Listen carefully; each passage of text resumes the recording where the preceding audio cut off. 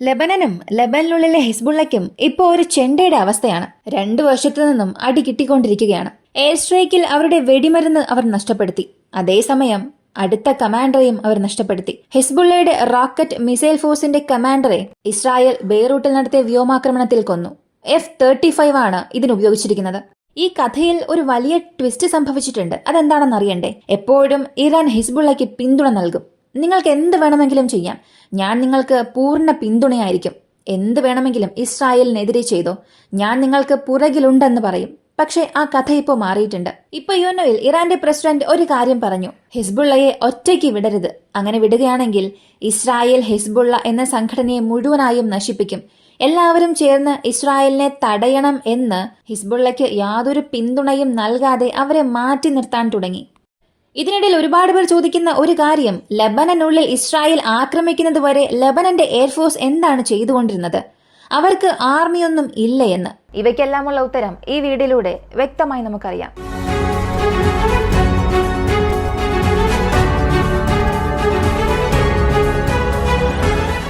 ഇപ്പോ നടന്നുകൊണ്ടിരിക്കുന്ന കാര്യങ്ങൾ നമുക്ക് ആദ്യം അറിയാം. 2ാം ഘട്ട ആക്രമണം ഇസ്രായേൽ എയർഫോഴ്സ് ലെബനനിൽ ചെയ്ത് അവസാനിപ്പിച്ചു. ഇതിനെക്കുറിച്ച് IDF പറഞ്ഞത്, സെക്കൻഡ് വേവ് ഓഫ് സ്ട്രൈക്ക് ഞങ്ങൾ അവസാനിപ്പിച്ചു. അടുത്തു വരാൻ പോകുന്ന 3rd സ്ട്രൈക്ക് എന്നത് ഇതിലും വലിയ ശക്തമായിരിക്കും. മൊത്തത്തിൽ ഈ കമാൻഡ് ചെയിൻ ഞങ്ങളിപ്പോ ബ്രേക്ക് ചെയ്യാൻ തുടങ്ങി. ഏതൊക്കെ സ്ഥലങ്ങളിലാണോ ലെബനനിൽ ഹിസ്ബുള്ള ഞങ്ങൾക്കറിയാതെ വെടിമരുന്ന് സൂക്ഷിച്ചിട്ടുള്ളത് അവയെല്ലാം ഞങ്ങൾക്കറിയാം. ഇത്രയും ദിവസം വലിയൊരു എസ്കലേഷൻ വേണ്ട എന്ന് കരുതി ഞങ്ങൾ ഇരിക്കുകയായിരുന്നു. എന്നാൽ എപ്പോഴാണോ ഞങ്ങളുടെ നോർത്തേൺ ഭാഗങ്ങളിൽ പ്രശ്നങ്ങൾ അധികമായത്, എപ്പോഴാണോ ഞങ്ങളുടെ ജനങ്ങൾക്ക് സമാധാനം നഷ്ടപ്പെട്ടത്, അപ്പോൾ തന്നെ ഞങ്ങൾ ഇവയെല്ലാം നശിപ്പിക്കണം എന്ന് ചിന്തിച്ചു. അതിനായിട്ടുള്ള സാമ്പിൾസ് ആണ് ഇവിടെ നടക്കുന്നത്. ഇനിയും ഹിസ്ബുള്ള പിൻവാങ്ങിയില്ല എന്നുണ്ടെങ്കിൽ വലിയൊരു എസ്കലേഷൻ ഇതിനു ശേഷം നടക്കുമെന്ന് അവരുടെ പ്രസ്താവനയിൽ പറഞ്ഞു. ഇങ്ങനെ പറയുന്ന അതേ സമയത്ത് ബെയ്റൂട്ടിലെ സദേൺ മേഖലകളിൽ വീണ്ടും 5 നില കെട്ടിടത്തിന് മുകളിൽ ഇസ്രായേലിന്റെ F-35 വിമാനം പ്രെസിഷൻ ഗൈഡഡ് ആക്രമണം നടത്തി. ഇങ്ങനെ ചെയ്തതിൽ 6 പേർ തന്നെ സംഭവ സ്ഥലത്ത് മരിച്ചു. ഇതിൽ വളരെ പ്രധാനപ്പെട്ട ഒരു വ്യക്തി ഇബ്രാഹിം ഖുബൈസി, ഇദ്ദേഹമാണ് കൊല്ലപ്പെട്ടത്. ഇസ്രായേലിന്റെ മാധ്യമങ്ങളും ഇസ്രായേലിന്റെ IDFും ഇതിപ്പോ സ്ഥിരീകരിച്ചു. ലബനനിലെ ചില സോഴ്സസും ഇദ്ദേഹത്തിന്റെ മരണം സ്ഥിരീകരിച്ചിട്ടുണ്ട്. ഇദ്ദേഹത്തെ എന്തുകൊണ്ട് ഇത്ര പ്രധാനപ്പെട്ട വ്യക്തിയായി കാണുന്നു എന്ന് ചോദിച്ചാൽ, അല്ലെങ്കിൽ ഹിസ്ബുള്ളയ്ക്കും ഇവർക്കും എന്താണ് ബന്ധമെന്ന് നോക്കിയാൽ, ഈ റോക്കറ്റ് ഡിവിഷൻ, മിസൈൽ ഡിവിഷൻ, ഇതിനുള്ള ചീഫ് കമാൻഡർ ഇദ്ദേഹമാണ്. നേരിട്ട് നസ്രുള്ളയുടെ കമാൻഡിന് കീഴിൽ ഇയാളുടെ ഓർഡറുകൾ സ്വീകരിച്ചാണ് ഇത്രയും ദിവസം റോക്കറ്റ് ആക്രമണങ്ങൾ നടത്തിക്കൊണ്ടിരുന്നത്. ഒരു പ്രത്യേക സമയത്തിനുള്ളിൽ എത്ര ആക്രമണം നടത്തണം, ഏതൊക്കെ സ്ഥലങ്ങളിൽ നടത്തണം, ഇങ്ങനെ ഒരു സുപ്രീം ഡിസിഷൻ നസ്രുള്ളയ്ക്ക് ശേഷം ഇദ്ദേഹമാണ് എടുക്കുന്നത്. ഇത്രയും പ്രധാനപ്പെട്ട ഒരു കമാൻഡറെ നഷ്ടപ്പെടുത്തിയത് ആ ചെയിൻ ഓഫ് കമാൻഡറിനെ മുഴുവനായും തകർത്തു. സ്വപ്നത്തിൽ പോലും ചിന്തിച്ചിട്ടില്ലാത്ത കാര്യങ്ങളാണ് ഹിസ്ബുള്ളയ്ക്കും ലെബനനുള്ളിലും നടക്കാൻ തുടങ്ങിയത്. ഇവ നടന്നുകൊണ്ടിരിക്കുമ്പോൾ പാരലായി UNOയും ഒരു യോഗം വിളിച്ചുകൂട്ടി. അതിൽ ഒരുപാട് കാര്യങ്ങൾ പറഞ്ഞു. ഇറാന്റെ പ്രസിഡന്റ് ഇത് സംബന്ധിച്ചൊരു കാര്യം പറഞ്ഞു: ഹിസ്ബുള്ള ഇപ്പോൾ ഒറ്റയ്ക്ക് നിൽക്കുകയാണ്. ബാഹ്യമായി അവർക്ക് യാതൊരു സഹായമോ പിന്തുണയും ലഭിക്കുന്നില്ല. കാരണം കഴിഞ്ഞ 2 ദിവസമായി ഹിസ്ബുള്ളയുടെ മിസൈൽ റൂട്ട്സ് ഇസ്രായേൽ ആക്രമിക്കാൻ തുടങ്ങി. 2 മാസങ്ങൾക്ക് മുൻപ് മുതലേ ഹിസ്ബുള്ളയ്ക്ക് അകത്തേക്ക് വരുന്ന സോഴ്സസ് അവസാനിപ്പിച്ചതുകൊണ്ട് നിലവിൽ അവരുടെ പക്കൽ എന്താണോ ഉള്ളത് അത് വെച്ചുകൊണ്ടാണ് അവരിപ്പോ ആക്രമണം നടത്തുന്നത്. ഇങ്ങനെ ഹിസ്ബുള്ളയെ ഒറ്റയ്ക്ക് വിടുകയാണെങ്കിൽ ഒരു വലിയ നാശം ഹിസ്ബുള്ള സംഭവിക്കും. അപ്പോ ഇവിടെ ഇസ്രായേലിന്റെ അഗ്രഷൻസ് നമ്മൾ അവസാനിപ്പിക്കണം, ഇല്ലെങ്കിൽ ഹിസ്ബുള്ളയെ അവർ നശിപ്പിക്കുമെന്ന് അദ്ദേഹം തന്നെ ഹിസ്ബുള്ളയ്ക്കെതിരെ സംസാരിക്കാൻ തുടങ്ങി. ഇദ്ദേഹത്തിന്റെ പ്രസ്താവന, അല്ലെങ്കിൽ ഇപ്പോൾ നടക്കുന്ന കാര്യങ്ങളെല്ലാം നോക്കുമ്പോൾ ഒരു സീരീസ് കാണുന്നത് പോലെയാണ്. ഇങ്ങനെയൊക്കെ സംഭവിക്കുമോ, അല്ലെങ്കിൽ ഇങ്ങനെയെല്ലാം ഇവർ പ്രസ്താവന നൽകുമോ എന്നൊക്കെ. എപ്പോഴാണോ ഇറാന്റെ ഫോർമർ പ്രസിഡന്റ് ഇബ്രാഹിം റൈസി മരിച്ചത്, അതിനുശേഷം പുതുതായി വന്ന ലീഡേഴ്സ് അത്രത്തോളമൊന്നും ഇസ്രായേലിനെതിരെയോ അല്ലെങ്കിൽ ഹിസ്ബുള്ള, ഹമാസ് ഇവരെ പിന്തുണ നൽകുന്നത് പോലെ ഒന്നും ചെയ്തിട്ടില്ല. ഇറാന്റെ നയങ്ങൾ എന്നത് പ്രസിഡന്റ് തിരഞ്ഞെടുപ്പിന് ശേഷം പതിയെ മാറാൻ തുടങ്ങിയിട്ടുണ്ട്. സുപ്രീം ലീഡർ പുറത്തുവിടുന്ന പ്രസ്താവന ഒന്നായിരിക്കും, IRGC കമാൻഡർ പുറത്തുവിടുന്ന പ്രസ്താവന അത് മറ്റൊന്നായിരിക്കും. മറ്റൊരു ഭാഗത്ത് പ്രസിഡന്റ് നൽകുന്ന പ്രസ് റിലീസ്, അവരുടെ സ്റ്റേറ്റ്മെന്റ് അതും വ്യത്യസ്തമായിരിക്കും. ഇവർ ബാക്കപ്പിലുള്ള ധൈര്യത്തിലാണ് മുഴുവൻ സംഘടനകളും ഉള്ളത്. കാരണം എല്ലാറ്റിനും ഫണ്ടിങ്, ആയുധങ്ങൾ എന്നത് ഇറാൻ എന്ന ഒരു രാജ്യത്തിൽ നിന്നാണ് പോയിക്കൊണ്ടിരിക്കുന്നത്. എല്ലാവരും ഒരു പ്രോക്സീസ് ആയാണുള്ളത്. ഇപ്പോ അവർ തന്നെ ഹിസ്ബുൾ ഒറ്റയ്ക്കാണ്. നമുക്ക് ഈ സമയം ഹിസ്ബുള്ളയെ സഹായിക്കാൻ കഴിയുന്നില്ല.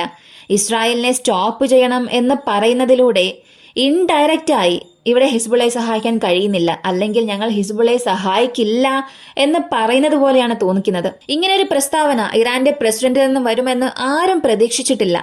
എന്നാൽ അങ്ങനെയുള്ള കാര്യങ്ങൾ നടക്കുമ്പോൾ ഹിസ്ബുള്ള ഇപ്പോൾ ഒറ്റയ്ക്കാണ് എന്നുള്ളത് കാണിക്കുന്നുണ്ട്.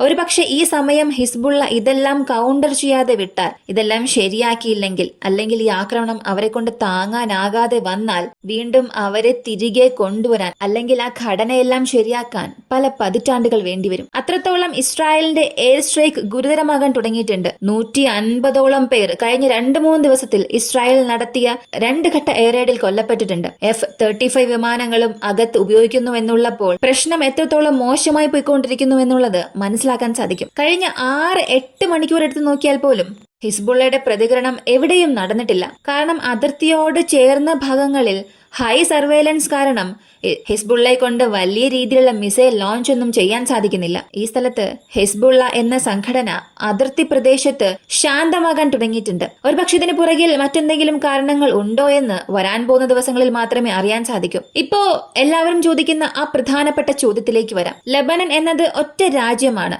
ലെബനന്റെ വ്യോമാതിർത്തിയിൽ പതിവായി ഇസ്രായേൽ ഇങ്ങനെ ആക്രമിക്കുക, അല്ലെങ്കിൽ ഇസ്രായേൽ ലബന്റെ തലസ്ഥാനമായ ബെയ്റൂട്ട് വരെയും പോവുക എന്നുള്ളത് സാധാരണ ഒരു കാര്യമാണോ?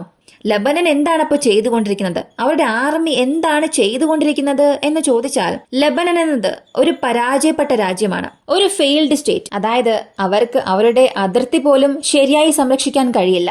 അതിർത്തി സംരക്ഷിക്കാൻ ആവശ്യമായ ആർമഡ് ഫോഴ്സസ് അവരുടെ പക്കൽ ഇല്ല. അപ്പോ യാതൊരു ക്രൈറ്റീരിയയും ഇല്ലാതെ സ്വയം പോലും സംരക്ഷിക്കാൻ കഴിയാത്ത അവസ്ഥയുള്ള സ്റ്റേറ്റിനെ ഈ ഫെയിൽഡ് സ്റ്റേറ്റ് എന്ന് പറയും. ഇതിനെ FSI വെച്ച് കണക്കെടുക്കും. FSI എന്ന് പറഞ്ഞാൽ ഫ്രജൈൽ സ്റ്റേറ്റ് ഇൻഡെക്സ്. ആ രാജ്യത്തിന്റെ വിശ്വസ്തത എത്രത്തോളമാണ് എന്നുള്ളതിന് ഒരു സ്കോർ അവർ നൽകും. അതിൽ 100ൽ കൂടുതലുള്ള രാജ്യങ്ങൾ എല്ലാം ഫെയിൽഡ് സ്റ്റേറ്റായി മാറും. 100ന് താഴെയുള്ള രാജ്യങ്ങളെല്ലാം അടുത്ത് പരാജയപ്പെടാനുള്ള അവസ്ഥയുള്ള രാജ്യങ്ങളാണ്. 90ന് മുകളിൽ പോയാൽ തന്നെ മനസ്സിലാക്കാം അതൊരു ഫെയിൽഡ് സ്റ്റേറ്റ് ആണെന്ന്. അങ്ങനെയുള്ള ഈ ഒരു FSIയിൽ ലബനന്റെ അളവ് എത്രയാണെന്ന് നോക്കിയാൽ 2023 കണക്കനുസരിച്ച് 99 ആണ്. അപ്പോ ഏകദേശം ഒരു പരാജയപ്പെട്ട രാജ്യം തന്നെയാണ്. ലബനന്റെ ആർമി എത്ര വലുതാണ്? ലബനന്റെ കടൽ പ്രദേശവും അവരുടെ ബോർഡറാണ്. അങ്ങനെയാണെങ്കിൽ ഒരു വലിയ നാവികസേന ഉണ്ടോ എന്ന് നോക്കിയാൽ ലബനന്റെ ആർമിഡ് ഫോഴ്സിന്റെ കാലാൾപ്പടയുടെ മാത്രം എണ്ണം എത്രയാണെന്നറിയാമോ? വെറും 82 മുതൽ 84,000 മാത്രം. കൂടാതെ റിസർവ് ഫോഴ്സിൽ 100,000 മുതൽ 150,000 വരെയും ഉണ്ടാകാം എന്ന് പറയുന്നു. ഈ ലോകത്തിലെ ഏറ്റവും ദുർബലമായ ആർമി എടുത്താൽ അതിൽ ലബനിൽ ഒരു പ്രധാന പങ്കുണ്ട്. മാത്രമല്ല 2,700 കപ്പൽ ഫോഴ്സ്, മൊത്തത്തിൽ സെയിലേഴ്സ്, അവിടെയുള്ള മറൈൻസ് എല്ലാവരെയും ചേർത്ത് മൊത്തത്തിൽ 2,700 പേർ മാത്രം. എയർഫോഴ്സിനെ സംബന്ധിച്ച് 1,700 പേർ മാത്രമാണുള്ളത്. വളരെ ചെറിയ ഒരു വ്യോമസേന, കപ്പൽ പടയുള്ള ഒരു രാജ്യം. അതിലും വലിയ ബ്രിഗേഡ്സ് ഒന്നും തന്നെ ഇല്ല. Surveillance aircraft, surveillance boats, patrol boats ഇവ മാത്രമേ ഉള്ളൂ. എല്ലാം ഒരുമിച്ച് കണക്കെടുത്താലും മൊത്തം 50 കപ്പൽ പോലും കാണില്ല. ഇതിലും 10-15 കപ്പൽ മാത്രമേ ഉപയോഗിക്കുന്നുള്ളൂ.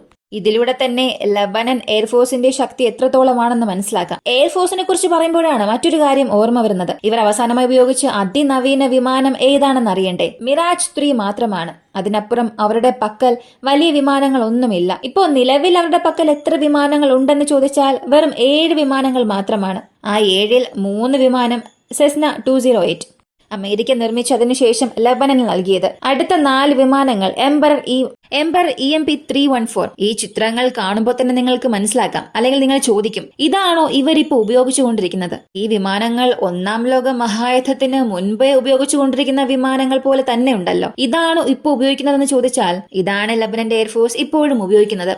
അതിനാൽ ഈ കാര്യങ്ങളിലൂടെ മനസ്സിലായിട്ടുണ്ടാകും ലബനന്റെ സൈന്യത്തിന്റെ ശക്തി എത്രത്തോളമാണെന്ന്. എന്നാൽ അതേസമയം ഹെസ്ബുള്ളയെ നോക്കിയാൽ 100,000 ആക്റ്റീവ് സൈന്യം, റിസർവിൽ ഒരുപാട് പേർ ഉള്ളതായി പറയുന്നു.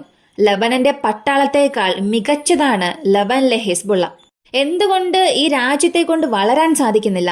എന്തുകൊണ്ട് ഈ രാജ്യത്തിന്റെ ആർമിയെ ഡെവലപ്പ് ചെയ്യുന്നില്ല എന്ന് ചോദിച്ചാൽ അതിന് 2 പ്രധാനപ്പെട്ട കാരണങ്ങളുണ്ട്. ഒന്ന്, അവരുടെ എക്കണോമി അത്രത്തോളം പവർഫുൾ അല്ല.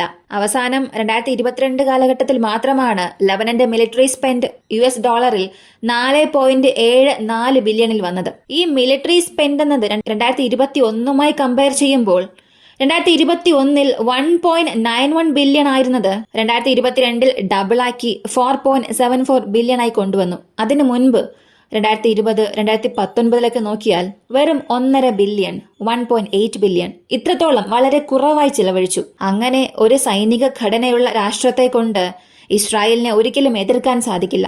അപ്പോ എക്കണോമി ഒരു പ്രധാനപ്പെട്ട കാര്യമാണ്. ലെബനന്റെ സൈന്യം അല്ലെങ്കിൽ ലെബനന് ഒരു ശക്തിയേറിയ ഒരു സൈന്യം ഇല്ലാത്തതിന് കാരണം എക്കണോമി ഒരു പ്രധാനപ്പെട്ട ഘടകമാണ്.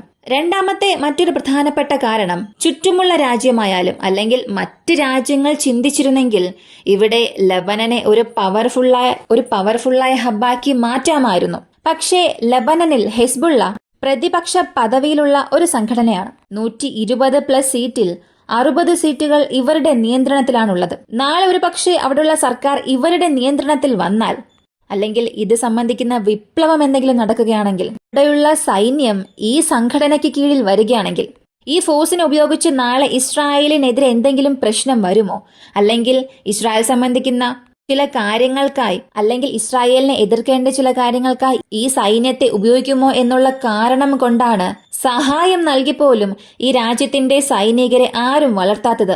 ഇവ രണ്ടുമാണ് പ്രധാനപ്പെട്ട കാരണം ലെബനന്റെ ആർമഡ് ഫോഴ്സ് വളരാത്തതിന്. ഇങ്ങനെ ഒരു സൈന്യത്തെ വെച്ചുകൊണ്ട് ശരിക്കും അവരെ കൊണ്ട് ഇസ്രായേലിന്റെ അറ്റാക്സിനെ തടയാൻ സാധിക്കുമോ എന്ന് ചോദിച്ചാൽ ഒരിക്കലും ഇല്ല. അവരുടെ പക്കൽ ഒരു പ്രോപ്പറായ ഘടനയൊന്നും തന്നെ ഇല്ല. അവരുടെ രാജ്യത്തിലുള്ള പട്ടാളക്കാർക്ക് ശമ്പളം നൽകാൻ പോലും ചില പ്രശ്നങ്ങൾ ഉണ്ടായിട്ടുണ്ട്. ഇത് സംബന്ധിക്കുന്ന വിപ്ലവങ്ങളും ലെബനിൽ ഒരുപാട് സംഭവിച്ചിട്ടുണ്ട്. അപ്പോൾ നിങ്ങളുടെ ചോദ്യത്തിനുള്ള ഉത്തരം ഇതാണ്. ലെബനിലെ ആർമഡ് ഫോഴ്സസ് അല്ലെങ്കിൽ ലെബനിലെ ആർമി ലോകത്തിൽ തന്നെ വളരെ ചെറിയ ആർമികളിൽ ഒന്നാണ്. ഇത് വെച്ച് അവർക്ക് ഇസ്രായേലിന്റെ അറ്റാക്സിനെ ഒരിക്കലും തടയാൻ സാധിക്കില്ല.